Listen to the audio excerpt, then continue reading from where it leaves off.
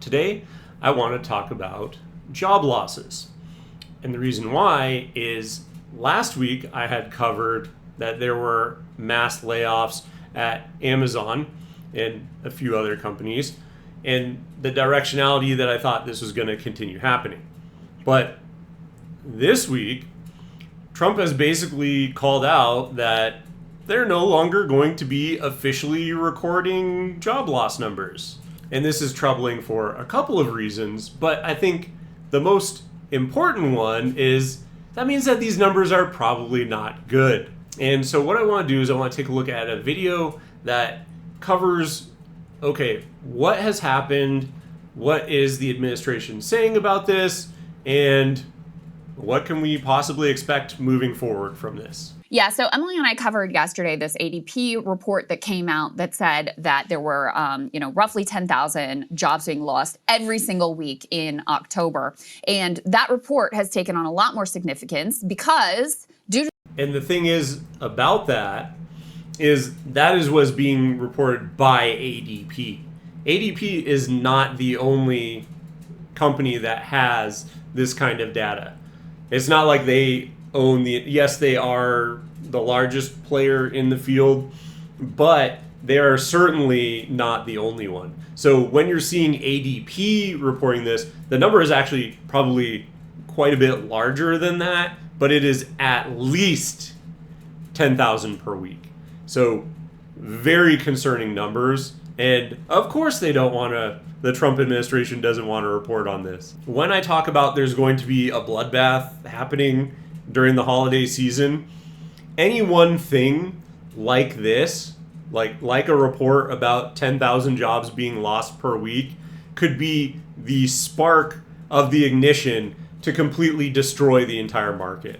Literally anything like that would completely spook all of the investors that have their money in the stock market, even the AI ones, because they may already know, okay, it's becoming questionable what's going on with the AI bubble, but we're still going to keep the money in there. But anything like this where it just looks like the entire economy when it becomes completely undeniable. I think it's completely undeniable already that we're in a downward spiral in the economy, but something like that where 15,000 people are losing jobs per week or whatever, even 10,000, if they were to actually confirm that, if the government were to confirm that, well, that would just completely tank the stock market, like undeniable. So, of course, the Trump administration does not want to report on this at all. The government shutdown, we aren't getting government data. So we have to rely on people like ADP who are compiling data. So yesterday, Karoline Leavitt was getting asked about, hey, when might we see some actual official government jobs numbers? And she revealed we may just never actually release the October jobs report. So let's take a listen to that.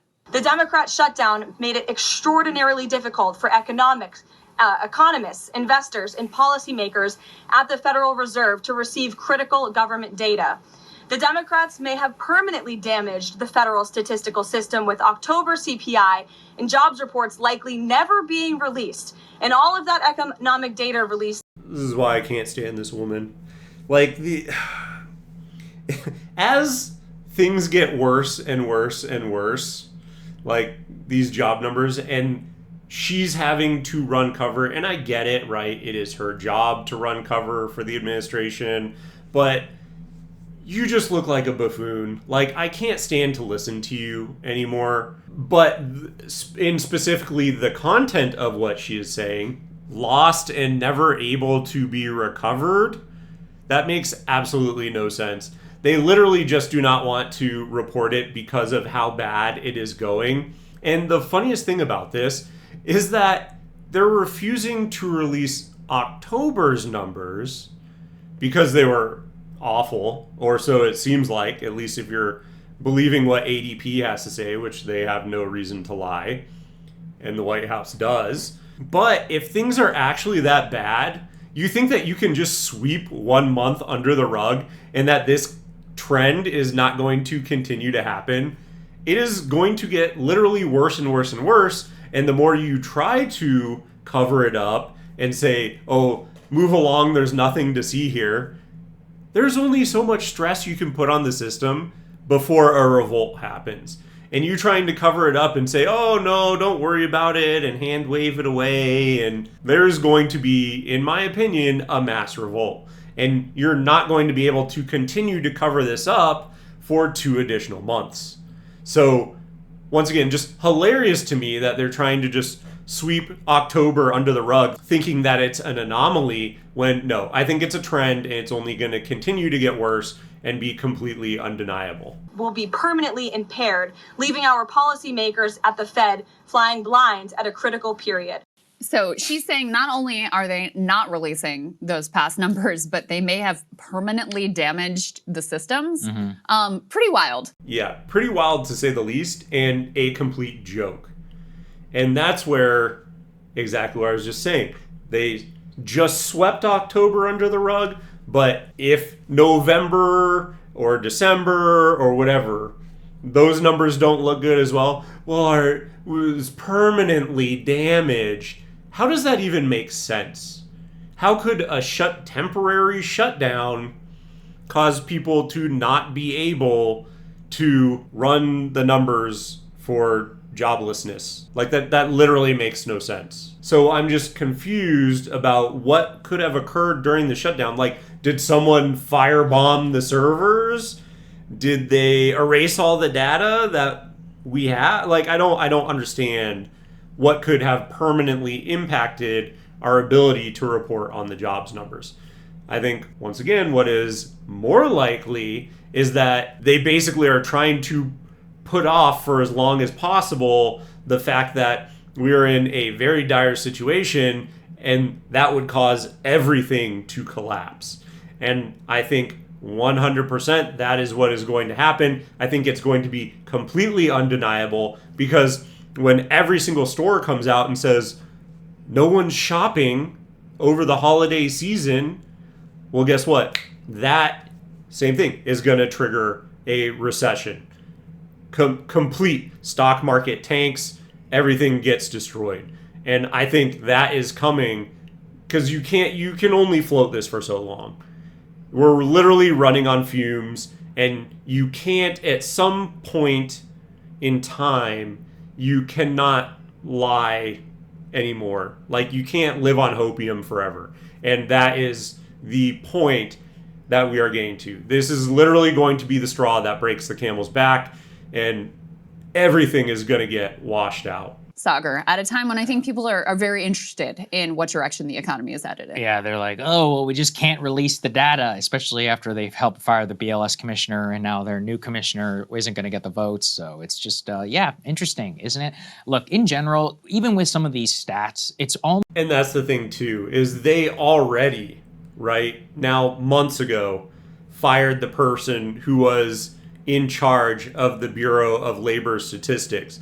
They already fired him because they didn't like what he had to say. And as I have said multiple times, it's trending in a direction. The people in power are not making any sort of substantive changes to the economy that would help out anyone who is struggling. And so what is going to happen is it is going to just continue to get more and more undeniable.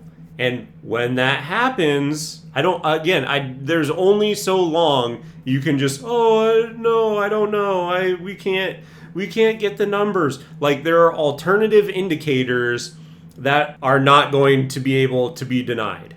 And when that happens, that's when everything's going to come crashing down. It's not a matter of if, but when. Almost not even necessary when the only stat that matters is the consumer sentiment. Consumers are saying that this is the worst economy in 20 years. Okay, I believe them. Like, at the end of the day, I don't think that people are delusional whenever it comes to consumer sentiment, which is based on expectations and based on reality, as well as the lack of change over the last 5 years. At every structural level, life is shit. I just think that that's basic, and it doesn't take a genius or some BLS, month by month data to look at it and just look at the basics of healthcare, of home and daycare or childcare, any of those three things, groceries as well, and be like, okay, obviously things are not trending in the right direction.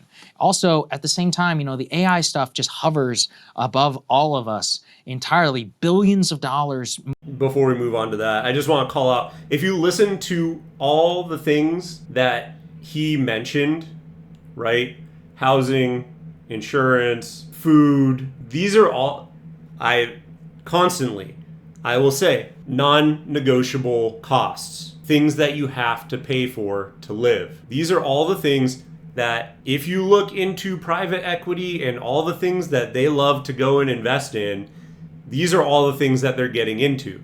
Because at some point in time, they go, okay, we can only squeeze, like if you think about discretionary income and you say, okay, they go into fast food and they make fast food worse. They cheapen the product, they raise the prices, they are doing all these things to basically destroy the company and then sell the ashes down the stream, right? Well, those are all things, like if you're thinking like fast food or clothing apparel or like all these things where you can cut back and you can do without them. And so when that is the case, private equity can only squeeze so much money out of the market before a consumer says, okay, well, I'm doing away with that. So what do you do if you're private equity? Well, you go into these other non-negotiable costs. You go into housing. You snatch up single family houses and you try and rent them out. You go into healthcare. You buy up multiple sectors of it, right? You buy up insurance. You buy up the pharma companies. You buy up the hospitals. There are multiple sectors in healthcare that you just go in and you just start buying stuff up, and then you just, ramp it up. Oh, okay, well, we can, plow away at the insurance companies and raise our prices through the roof. And then the insurance companies go, oh, we can just raise rates and, pass that on to the customers. And then the hospitals say, okay, well, we can just, make care worse and we can schedule it like it just, all the incentives are to make it worse and worse and worse. Same thing with food. We can condense all the food, and when one company owns 80% of all the chicken manufactured, well, then we can just ramp up the prices on that, and consumers have no other options to really go to. It's in effect a monopoly. And so all these things are happening and they're squeezing Americans. And that's why, again, until things are going to continue to get worse and costs are going to continue to surge because there's private equity that have seeped into non-negotiable costs that are screwing over everyone in the United States. Moving and changing hands with no expectation of real profit and the real expectation of a genuine crash. And here's another thing about that as well, is even if you're not thinking about it as like a monopoly, like from, okay, prices are going up and it's worse and worse and worse, that also decimates the job market. And that's why it's good to talk about in this section, is that instead of having 10 different companies and all of them have to have finance teams and marketing teams and sales teams, and no, now you just have one company, and because they're not having to compete, well, their sales team, if you're using just 10 companies as a baseline just to make it easy, well, you're losing 9 of those, right? So you're losing 9 sales, marketing, finance, operations, HR, you're losing 9 out of 10 of those. And then they can even thin down those teams that are remaining because there's less competition. So like you don't need as many salespeople because people just have to use your goods. You don't need as many marketing people because you can just run whatever. Like we don't even really need a marketing team because we can just go out with our sales team and we have a monopoly, so there's no one that we have to compete against. So even within that, the consolidation absolutely destroys the jobs market in general. And then you also are now rolling out AI, which is just going to further decimate any of the especially low-level jobs. if you're a new graduate, you're being replaced by AI point blank. It's up here on the screen, like for example, just to show you how crazy shit is getting. So SoftBank, Masayoshi Son's SoftBank, has sold some 5.8 billion of their stake in Nvidia to pay for OpenAI deals, okay? So he sold his stake in Nvidia, according to their more recent quarterly report, in order to help fund their $30 billion spending plans alone just on OpenAI. So they sold an AI basic stock in order to fund other AI deals. So this is billions and billions and billions and billions of dollars. We're talking about 100 billion alone that's pledged just to spend on projects here in the US. And the thing is remember, with stocks, which is what we talked about with Palantir, with Nvidia and everything is built on future value, on expectations. So, I mean, one of the things I just can't get away from. And just really quick on that is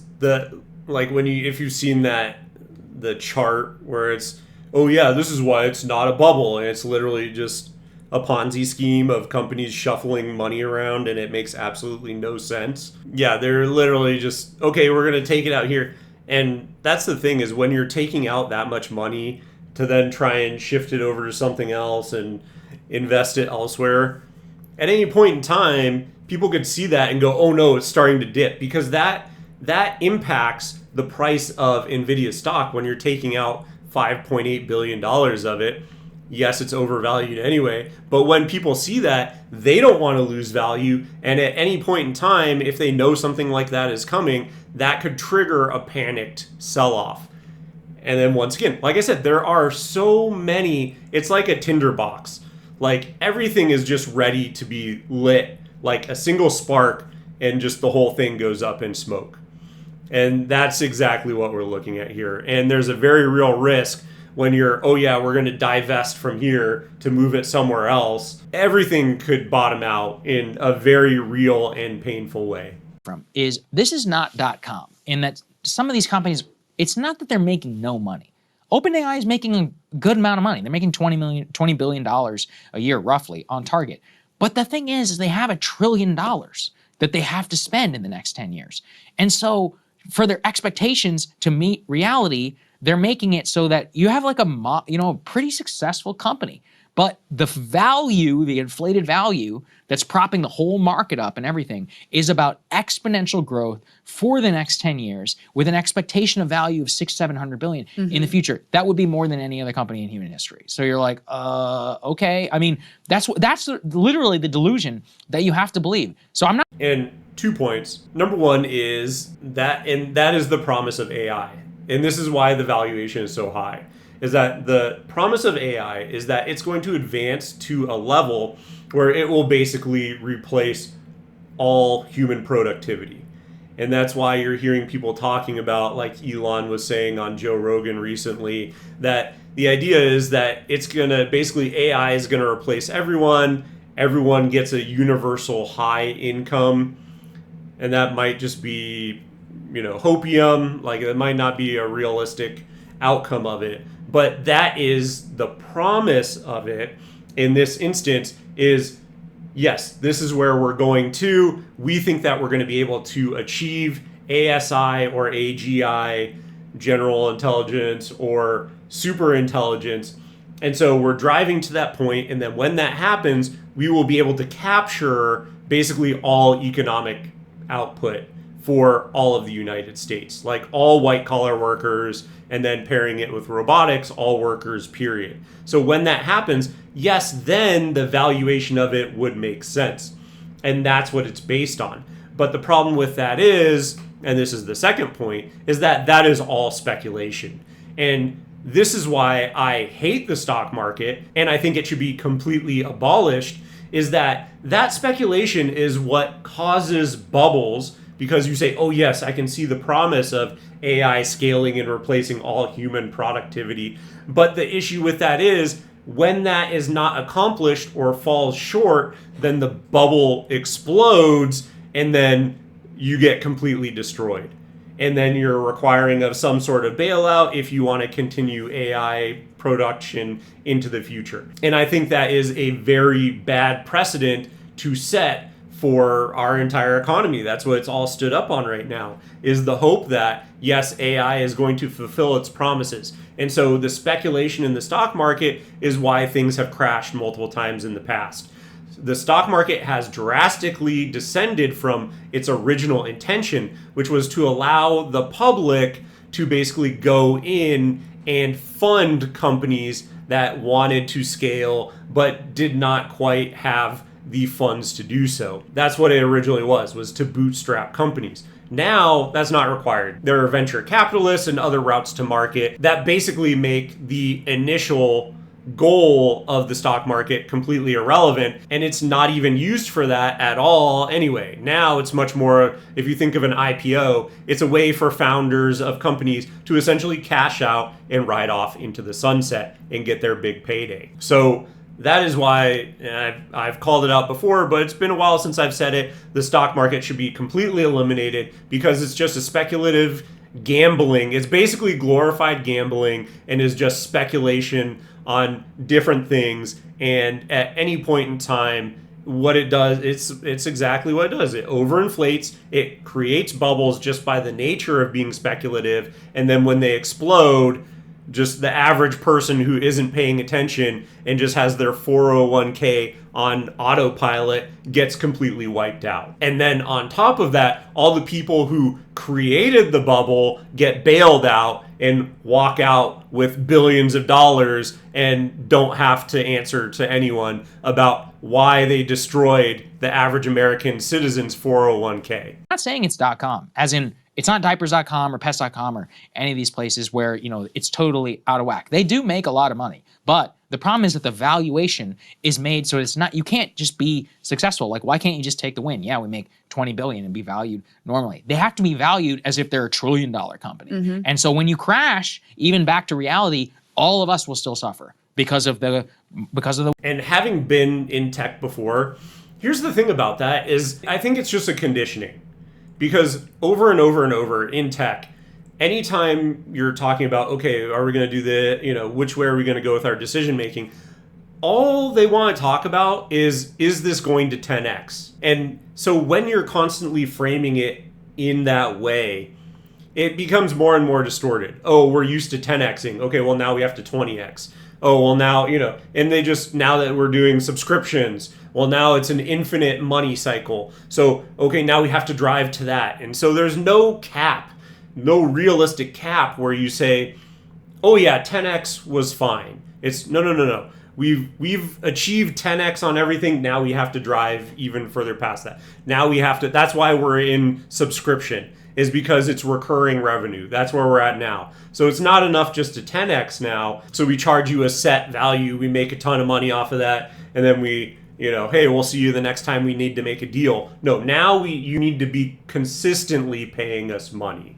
And I absolutely hate that model. I refuse to participate in it as much as humanly possible. But that's how you get to this kind of a mindset and this kind of thinking that you can achieve insane numbers, is that for the longest time now, especially in the tech world, that is what they have been conditioned to do, is we can set these lofty goals, we can achieve them because it's a value prop kind of a thing, and you can have these huge returns, and then it just gets completely out of whack. It gets normalized, and that's how you find yourself in a situation where we are now. The way that market ripples, interest rates, how many other, oh my God, I was reading today, life insurance companies, a quarter or something of life insurance is parked in some AI or data center bets, right? Oh. So yeah, what if people will die, right? I mean, we don't even and you have to pay that out. Remember AIG, all of that? Like, it's all, nothing has changed. It's all deeply interconnected. I honestly, I think it's vastly worse than the .com. I do, because. And here's the thing about the life insurance, and this is going to be very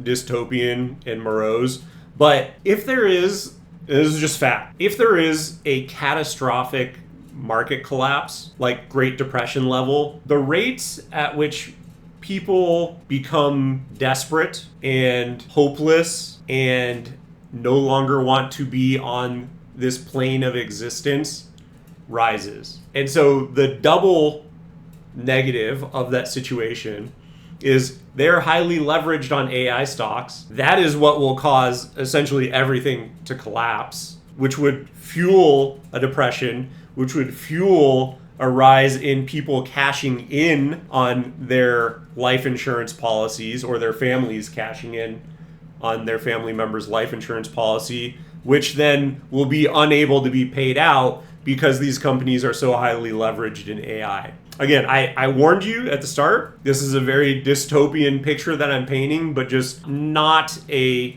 rosy one, not even remotely, and one that I think could very well come to pass. Of the amount of money that we're talking about here, and because of how much shittier our economy is now. Like, you know, back in 2000, there was more stuff that we still had more of a real economy. Of course. Right? Yeah. We were only partially into only the 6 years into neoliberal destruction of any real actual economic activity. Now we're in this, you know, la-la land of just complete financialization and fantasy, where our entire economy is a bet on AI. And so, and the center of the whole thing is Nvidia. And that's a very good point before we go any further that she made there. Because yes, right now, and that's why I constantly rail against private equity, is it's a complete financialization of everything. We have gotten to the point in this country where there are a few companies that still remain, but a vast majority of it has been swept up by private equity, and it's literally just picking the meat off the carcass of the United States. It's literally, how can we extract the maximum amount of money and essentially inflict the maximum amount of pain onto the average American. And it's literally at the expense of you and me and everyone that you know. That these companies are just going in and they're making it so that you literally cannot afford anything except your essentials. And if no one is willing to do anything about this, it's going to continue to happen. There's no real economy because, again, all these companies have been swept up. There's no real companies anymore. There's no ecosystem. It's literally just private equity owning everything. Anything where they can see any sort of money to make, they're in there. And once again, yes, that is kind of an overgeneralization, but not far from the actual truth of it. Yeah, right. You've all seen the chart of like, here's Nvidia and here's all the arrows going circular to this one and back to that one and whatever. Nvidia is the center of all of that. And so that's why when SoftBank, who was a major player, major investor in the space, like major investor in the space, when they're like, we're selling all of our stake in Nvidia, people were like, Now, as Sagar said, what they're saying is basically like, look, we need the cash because we're still all in on AI. We need the cash because we committed to OpenAI that we're going to make this investment. So this is how we're doing it. It has nothing to do with our assessment of Nvidia.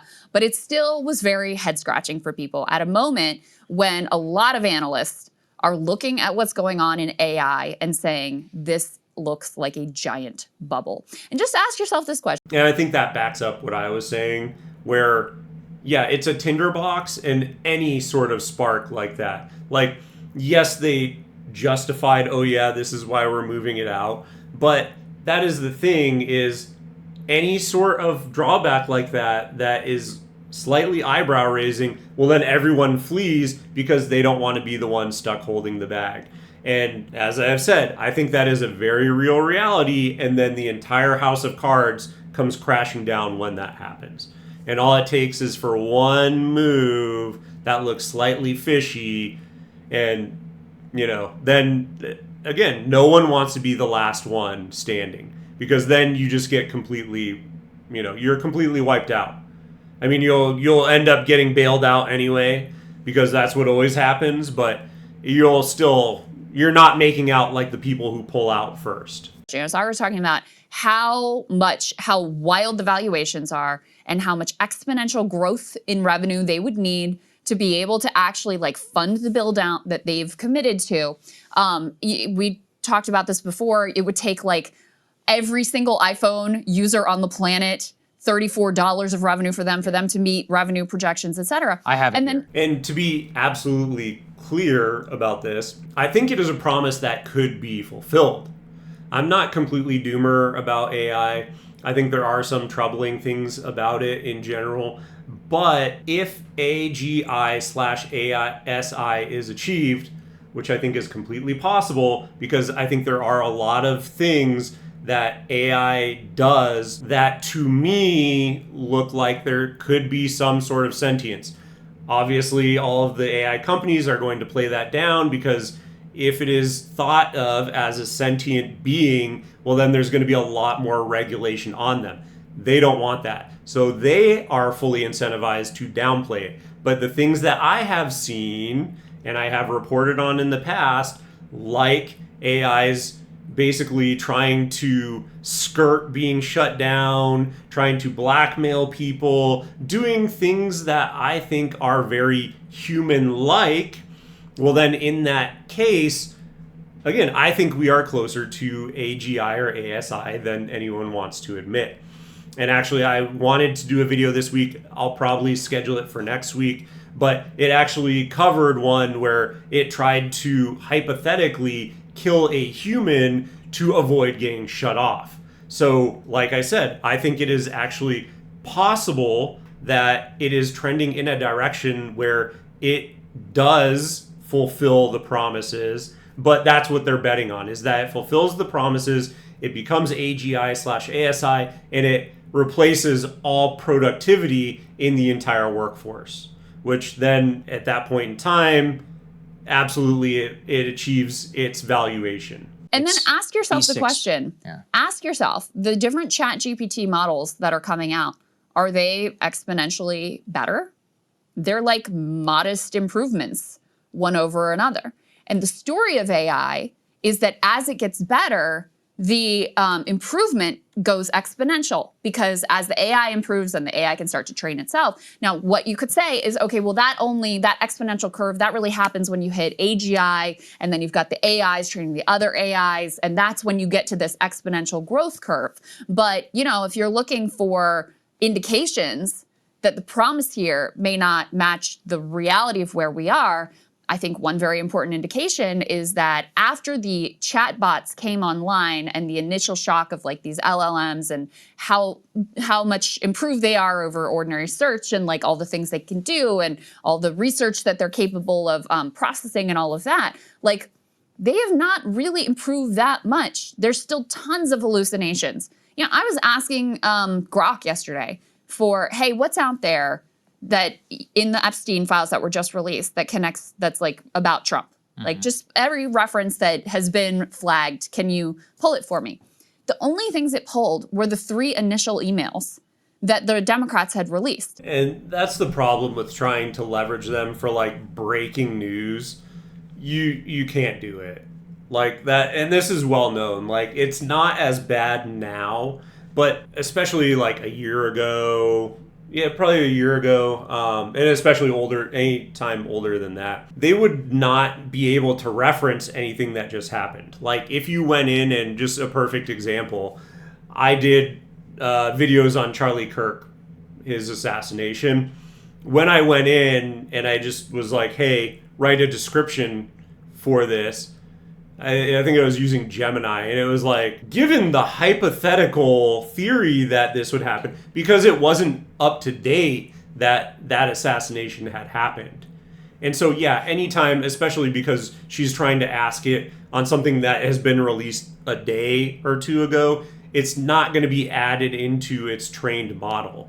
So, of course. And again, a year ago, it was even worse. Like, if you referenced anything that had happened in the last year or two, it wouldn't be able to tell you, oh yeah, yes, this is what happened with any sort of accuracy. And so, again, I think she's just, in this instance, she's using it incorrectly. But 100%, they're not up to date with everything. It's not a real-time rollout. Like, they don't improve immediately. And so when you're trying to ask it about new things, you just have to have the expectation that it's not going to be able to accurately tell you what is going on in that space. And then when I pushed it, it was like, no, this is it. So, I mean, I'm sure you guys experience, if you use any of these, ChatGPT or Grok or whatever you use, they hallucinate and make shit up all the time. So again, if this is going to justify the spend and the valuations and all of the hype and the hysteria and the incredible mass bet that our society, that thanks to our political leadership, our society has placed on these things, you would think that they would be improving pretty dramatically over this time period, and we just aren't really seeing that. I said yesterday, cure cancer or get out. You know, it's one of the, that's what you said was going to happen. In the interim, if you're just doing pornography. Devil's advocate here. Do you think there's already a cure for cancer, but it's just not financially viable for companies? Because you can either cure cancer forever, or I guess not forever, right? Because when you go through and they actually are able to clear it up in most cases. But you can either treat cancer, which costs a lot of money and time, or you can cure cancer so that no one gets cancer and you're only making money off them once. Where do you think the financial incentive is for that? Have healthcare companies given us any sort of confidence that they would actually release a cure for cancer if it was found out to be available? Just asking questions. Fee and data center And construction. like a glorified Google search. Look, I mean, let's not discount it too much. It's cool. I like, especially for math. Like I use ChatGPT for math a lot, but all of it is stuff I could do in Excel. It's just that I don't have to do the actual like formulas there, right? And I specifically use it for like personal finance. But to say that you should totally trust it, I'm telling you, as you just said. Oh, absolutely. I'm talking about basic shit. Like absolutely. I remember once I was like, hey, when I was looking at Super Bowl statistics, like some NFL stuff, and I was like, well, who won the Super Bowl in this year? They just said the wrong team. I was like, that's not true. And you're like, oh yeah, you're right. You're like, what? Wait, How's that possible? Totally. It's one of those where like you'll say, that's not true. Recheck it. And they're like, yep, you're right. I've done that with math all the time, especially if you're using. And that's why I never use it as a replacement for a search engine. Like, yes, I use Brave, and they have their own AI summary, and so I'll look at that sometimes. But if you are using any of these types of AIs, like the main ones, right, like ChatGPT, like Grok, like Gemini, Llama, Claude, if you're using any of these as a replacement for search, do yourself a favor, don't. Because, yeah, it's not there. And when they do hallucinate on stuff like that, like it's so easy just to who won the Super Bowl in XYZ year in a browser, and literally it'll just pull it up as like the first thing and reference Wikipedia, and it's very easy to find. You please do not use a LLM, an AI for that. Like, please just don't. Like complex stuff. If you ever want to go and calculate, you know, we talk about mortgages here all the time, so I'm constantly in ChatGPT and be like, oh, if I have a 6% mortgage and this, and this, just to be able to talk about it on the show. Their math is wrong like 25% of the time. Like all the time. It's just totally wrong. Well, and it was these AI agents were supposed to be like this huge game changer in terms of, oh, that's what's gonna like, you know, really revolutionize and, you know, in the corporate space and whatever. And we're gonna talk about, I mean, I do think that there is AI job loss. And I think there in particular, companies are assuming they're going to be able to use AI to replace entry-level workers, even though they haven't really figured out how to do that yet. So they're just hiring fewer people based on their assumption they're going to be able to figure that out. But in any case, like that's not a hard equation to make at all. You literally, it is, I've said it in all my videos about this, but you have managers or director levels, and they have a bunch of AI, and instead of those managers and director levels overseeing new grads who are doing the work, well, now it's AIs that are doing the work, and those managers or directors are just checking the AI's work. And AI is going to be way cheaper than a new grad. And so it's not very hard to see how you get there. And by the way, and I might be slightly biased towards this because I work in marketing, and so that's my experience with it. But yeah, you put in, oh yeah, I want to write a blog, and it spins up, you know, a 600, 800,000 word blog. And you can just, okay, now I, as a director level plus, or someone, you know, a manager underneath me or something, can go in and just filter through and just make sure that all of the writing is correct. Well, it's the same thing I would have to do with a new hire. And instead of it taking a week to get this article written by a new hire, AI can spit it out in 10 seconds.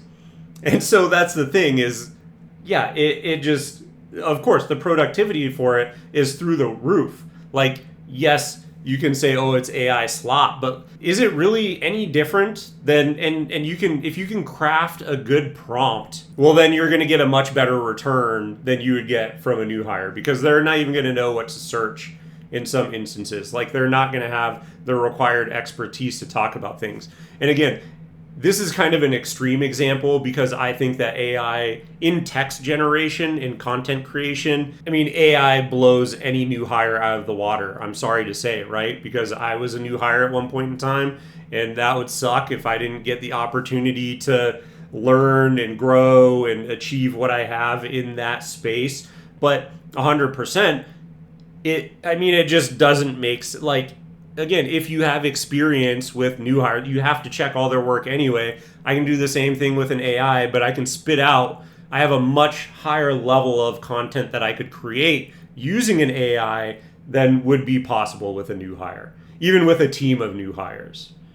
And so, yeah, that's just where I completely disagree that there's no route to new hires being replaced by AIs. Because if it's even remotely as useful in other groups within the company, like sales, like HR, like finance, like any of these other groups, well, then why wouldn't they leverage them in those areas as well? AI agents that's not been a game changer either. So, I mean, to me, the best possible case is that it doesn't ever reach AGI, that it's sort of like self-driving vehicles where it gets up to a point and then the growth and the trajectory really stalls out. It's very difficult to solve that like last mile of the problem. That's actually my hope. Which is kind of a confusing statement to make, because I think Waymo and now the autopilot taxis from Tesla, I think those are going very well. Like, I live in a city with Waymos, and I think I was watching a video the other day where actually their crash numbers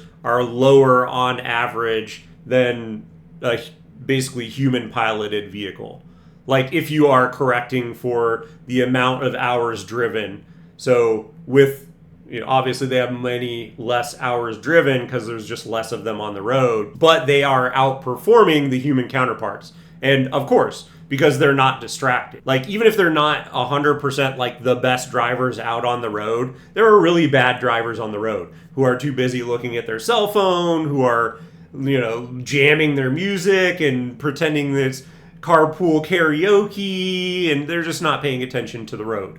And so a self-driving vehicle is not going to be distracted. So having more exposure to them, I would honestly say that I'm not 100% in agreement with her take on here. I think they're in a better state than where humans are, so I just disagree with her point that she's making in regards to self-driving vehicles. Because I think AGI is such an incredible, like, looming disaster for humanity.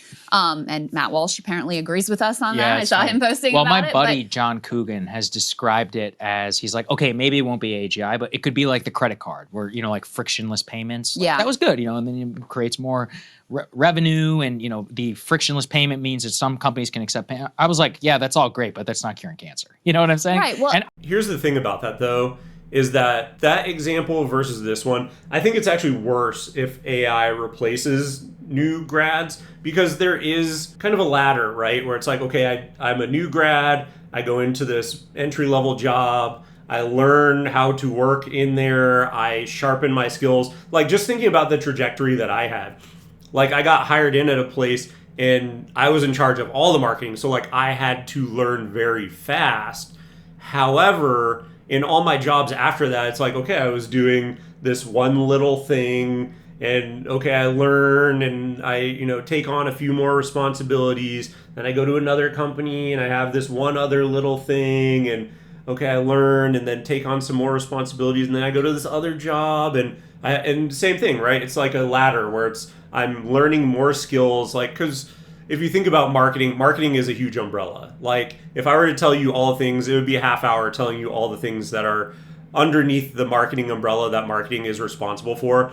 But at a certain point in time, I like to say I'm essentially the Swiss Army knife of marketing, where I have experience in all of those things. And if you never get the opportunity to get on that first step of the ladder in the rung, well, then you don't learn things, and then you don't have an opportunity to go to the next level and learn additional things. And you don't have a career trajectory in there. And at a certain point in time, when all the people who are, and I think AI will have advanced at this point in time that it won't even be necessary, but that's just me being optimistic about AI. But assume that doesn't happen, right? Where they're saying here, where it just stalls out at this level. Well, then how are you going to get people who are going to be able to oversee the AI when all the people who are doing that currently age out and retire? There's no way, because no one gets to climb the ladder, except for maybe, I guess, people working at like small companies who just never really adopt AI because either they can't afford to or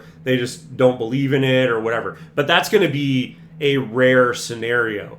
And so that, I think, is the biggest problem if it does stall out and doesn't get any better than, okay, it's just a helpful tool, is that there's going to be no one. It's basically going to block anyone from being able to climb the ladder, and it'll insulate the people who already have experience, and that will just be the pool of workers. But anyone else who's trying to actually make it into any field will get blocked out, and then there's no opportunity for a career and or advancement in those fields, which becomes a problem at a certain point in time. I think you can see where I'm going with that. I'm fine with that, actually. I have no issue like with a better math machine. Cool. I like that. Better Google, not worth where it currently is, and that's my fear. I mean, my fear is that, my biggest fear is that they do achieve their goals and try to replace all workers. Because, what is better than like a union busted low wage workforce that you can exploit and abuse is no workforce whatsoever.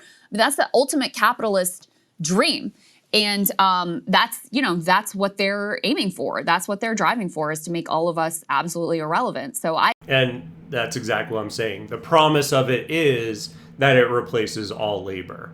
So of course, that's why the valuation is so high, because if it is able to achieve that, then that's why you want to be on the winning team, because it'll take off and it will be worth that valuation. But until that happens, or if it stalls out and never happens, well, then it's a gigantic bubble that will collapse everything. I hope that progress stalls out and that it never reaches that capacity. Put C4 up on the screen. This speaks to that. So DeepSeek leadership here warning that AI could eliminate most jobs in the next 10 to 20 years. DeepSeek, of course, being that Chinese-based LLM, which really sort of shocked the world with its prowess and operates much more efficiently, requiring much lower levels of compute, doesn't require all of this like mass data center build out that we've seen here.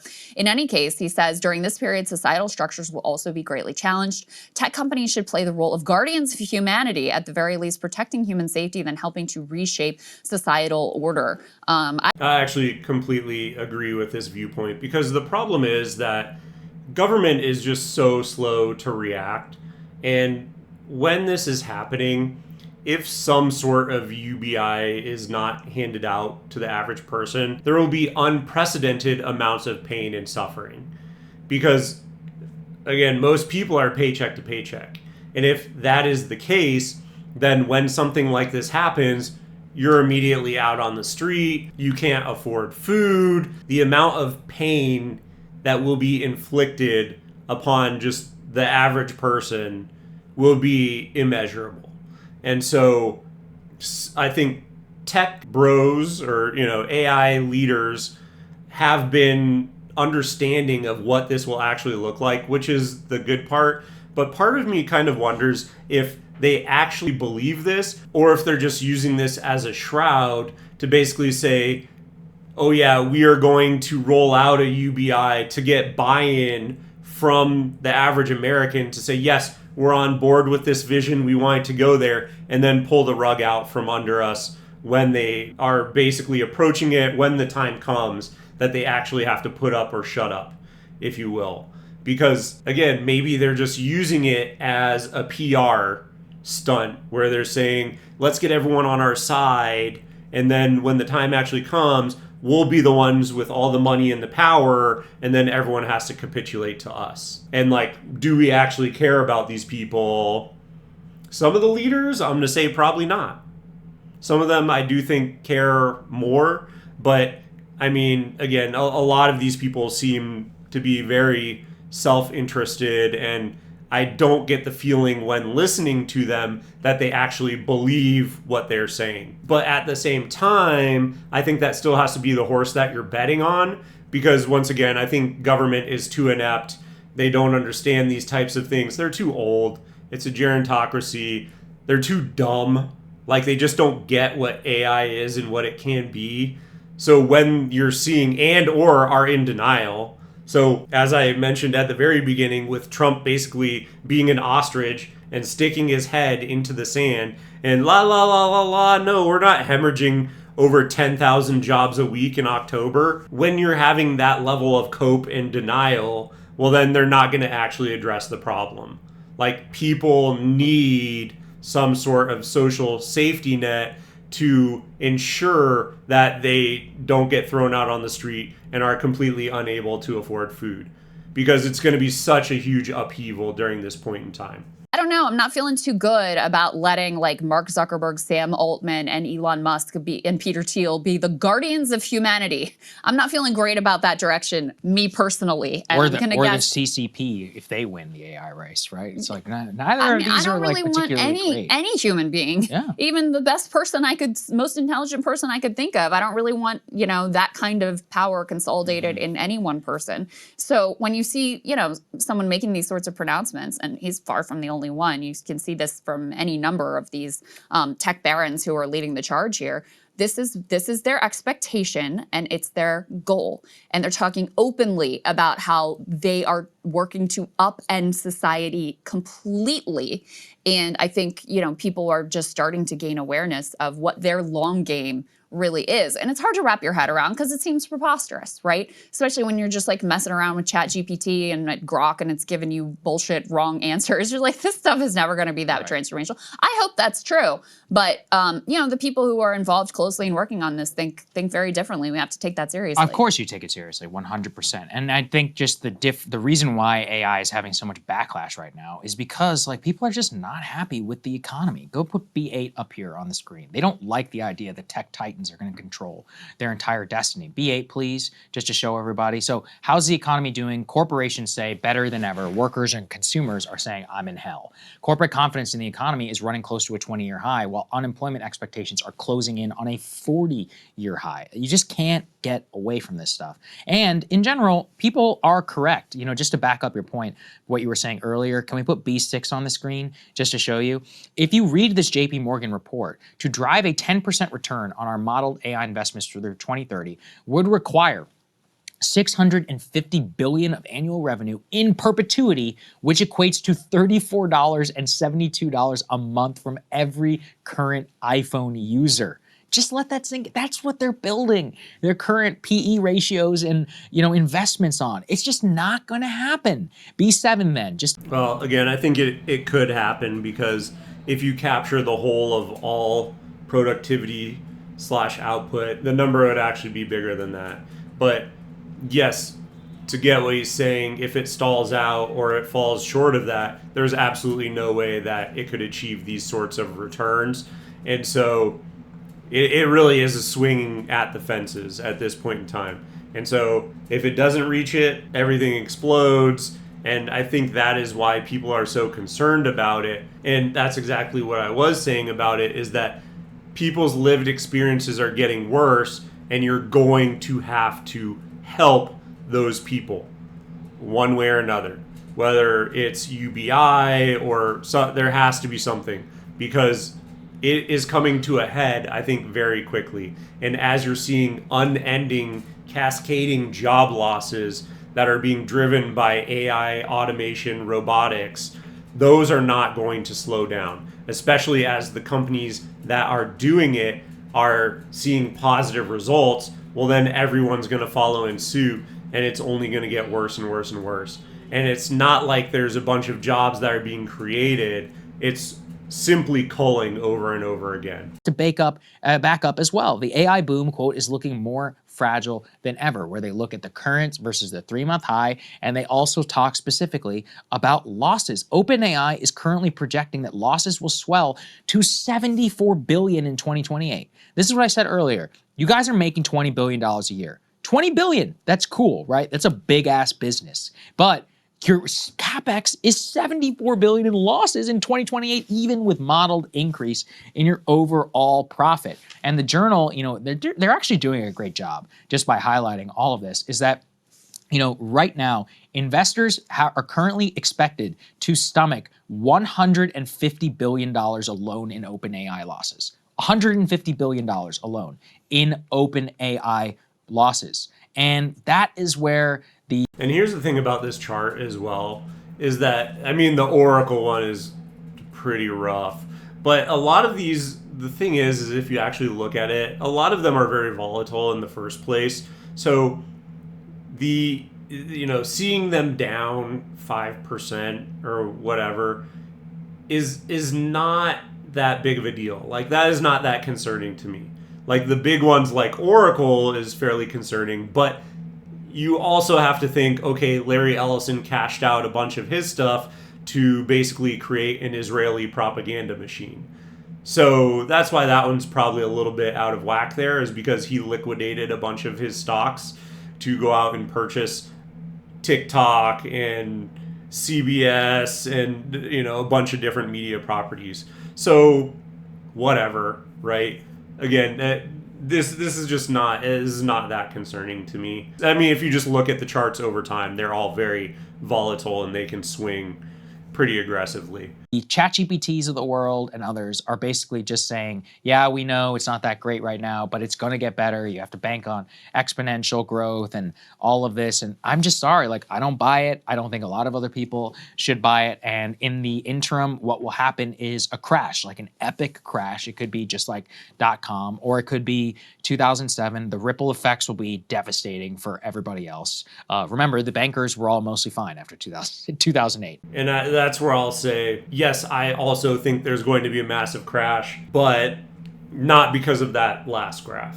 I think it's just, again, a tinderbox, and anything that sparks it, like a company pulling out $5.4 billion in Nvidia, something like that could very easily spark a whole bunch of consumer sentiment of, we need to get out now before the market tanks on us. And then exactly what Sagar is saying right there, where all the bankers got bailed out. And so anyone who did get caught holding the bag, who were the bad actors, well, too big to fail, we have to, and that is 100%. I think a lot of them will just make off with the money anyway, but the ones that get stuck and, get caught on the sinking anchor, they'll just get bailed out anyway, and it won't actually matter in the grand scheme of things. It's not even just about jail. They're all actually rich. Like, if they if they held out, those are some of the richest people in America right now. And so even people who are like, well, I didn't have anything to do with mortgage-backed securities, or even if you never took out a subprime loan, well, if your commercial paper got screwed and you got laid off, you still got affected by it. That's what's going to happen. That's actually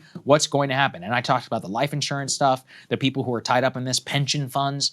If you think Dodd-Frank fixed anything, I have a bridge to sell you, or I have a car to sell you at 25% interest. Something I really was thinking about yesterday, and that the Derek Thompson piece we had about how corporations are like, they're feeling great, their sentiment is an all-time high, and consumer sentiment is an all-time low, is, used to be that I think there was a good case that you could, good free market case you could make, that if you give the corporations what they want, they're going to grow, there's going to be more jobs, that's going to benefit America more broadly. It was like, what's good for GM is good for America. That sentiment, it wasn't totally true, but it had some truth. It was a lot more true than AI is. Now, the best thing you can do as a corporation is to lay off your workers, right? It's always been the case that those sort of cost cutting is rewarded. Once again, that is why I think the stock market needs to be completely eliminated. Because now all it is driving to, how do we maximize the stock value? And what has been shown to increase stock value is, we're laying off people, and it's basically just juicing the stock. And so that's what they're incentivized to do, because that's what fiduciary responsibility is that you have to increase the stock value. So I think exactly what she's saying is, in the past, if a company was doing really well, then they would hire on more people to hopefully get more productivity.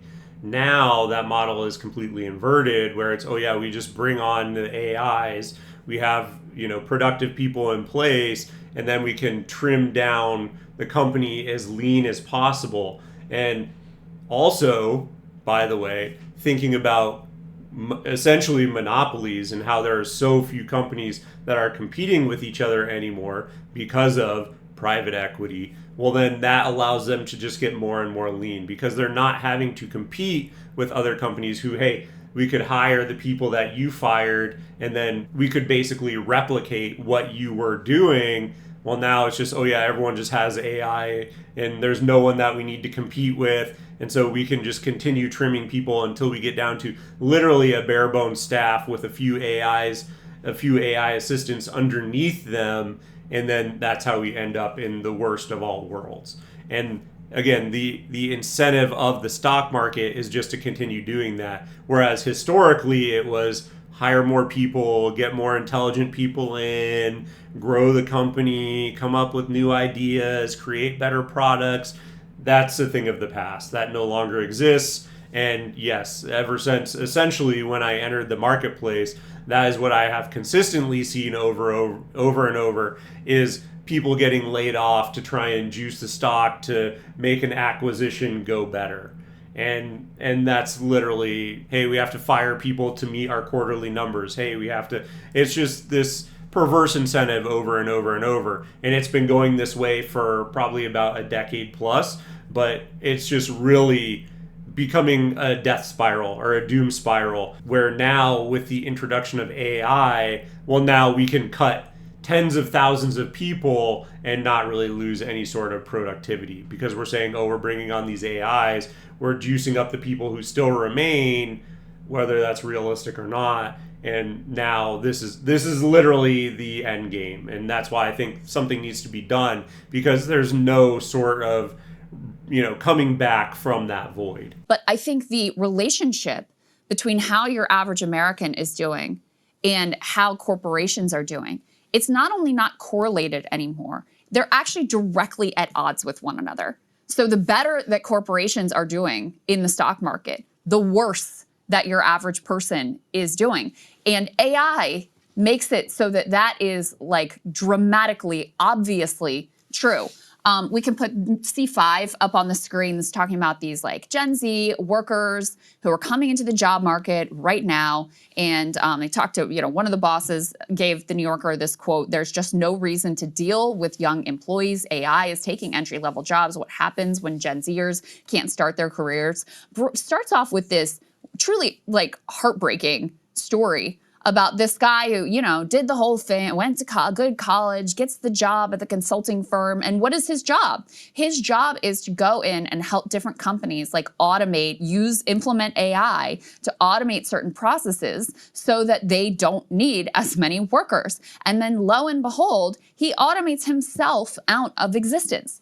It's the modern day version. It reminded me of that ad that Obama did famously against Mitt Romney, where the guy's like built. And that is exactly the point that I'm making. You can't even start your career because that entire entry level is going to be AI. Just the productivity is so much higher because you can create things so much faster with AI. And that is the issue. And then again, at a certain point in time, when these people start aging out, if AI has not grown to also replace their productivity and just completely replace the market, then you're not going to have anyone to be able to step up into those roles and oversee the AI. And then that could be very catastrophic as well. So it doesn't even have to be a short catastrophe that we're building to that's going to happen very soon. I think it's still going to happen, right? I'm still planting my flag on this holiday season, but there could also be a long tail trajectory where things eventually blow up anyway. And that is because of, well, everyone who is overseeing the AI has aged out, and now there's no one left to do that work because no one could climb a career ladder and gain the amount of knowledge required to be able to oversee this team of AI.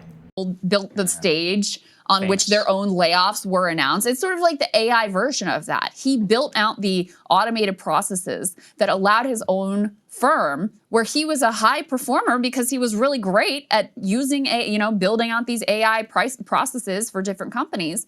He built out the process that replaced himself. And so, like I was saying before, even if companies haven't totally figured out how to replace entry-level workers with AI, they assume they're going to, and they're very uncertain about the state of the economy right now anyway, the tariffs and Trump, and things feel a little wobbly and not sure that we want to like bring on a bunch of people right now anyway. So the Zoomers are coming out of college increasingly, there just isn't that entry-level work. And so if you never go through that process of doing the shit work of I'm going to compile the spreadsheets and do the analysis and crunch the numbers for the higher ups, how does that work? Like, what does that even look like in terms of a workforce? So, these are dynamics that are already taken hold at a time when the AI promise has not reached its full fruition or anything. That's the thing too, is like when you come in, right? This is how I climbed the ladder. Is a lot of it, especially when I got to the highest level, like right before that, was I had a CMO that I was directly under, and it was just basically watching her. And it's like, okay, how did she make the sausage? Like, how did she set up a campaign? What did she do? Where did she have, gated content? All right, free content.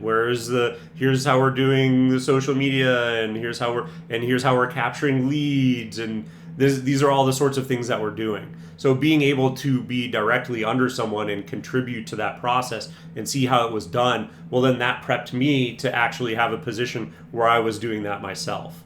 And so that is where, oh yes, this AI thing is going, is that by introducing that as the lowest level, no one is able to, again, grow in there and say, okay, how do I even do any of this stuff?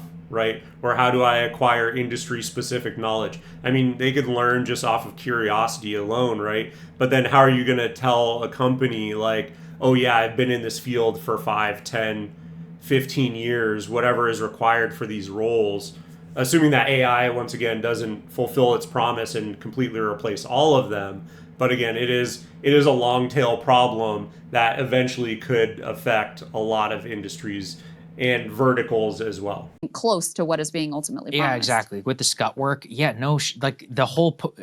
all entry-level work is SCUT. And the whole reason is not to gain skill, it's to acclimatize to the workplace. It's to learn basic norms about how to send emails and what it's like to be an adult. Like that's 95% of it, Yeah. And what you do is through osmosis, you see other people do a little bit more complicated work and you're like, oh, that's how you approach that. And then slowly you get handed a little bit of responsibility. But I mean, what does everybody who ever wants to join the workforce say? I just need an opportunity to learn a little bit of something. That's it. That's what you're ultimately hiring for. Especially when you're looking at a 22-year-old straight out of college or an 18, 19-year-old who's coming out of trade school. No one's hiring you for your skill. It's for your ability to learn. Right. That's it. And so if you take that out, it's devastating, I think, for a lot of younger people. All right. And that was basically what I wanted to cover. Like I said, I thought it was very interesting. I think it's a trend that's going to continue to happen. I think it is fairly concerning to me because it seems like Trump and the administration at large does not want to acknowledge what is going on in the marketplace, which, again, the horse that you're going to have to bet on is hopefully that AI leaders fulfill their promise and, hey, Trump, you're going to need to come up with a solution. Look at what's actually going on. But they don't want to admit that, and I think it may take a full-out market collapse for people to actually acknowledge what is going on here. But if you like the video, give it a thumbs up. If you want to see more content from me like this, drop a subscription down below. That really does help my channel grow. And if you have made it this far, thank you so much for watching, and I will see you in the next one.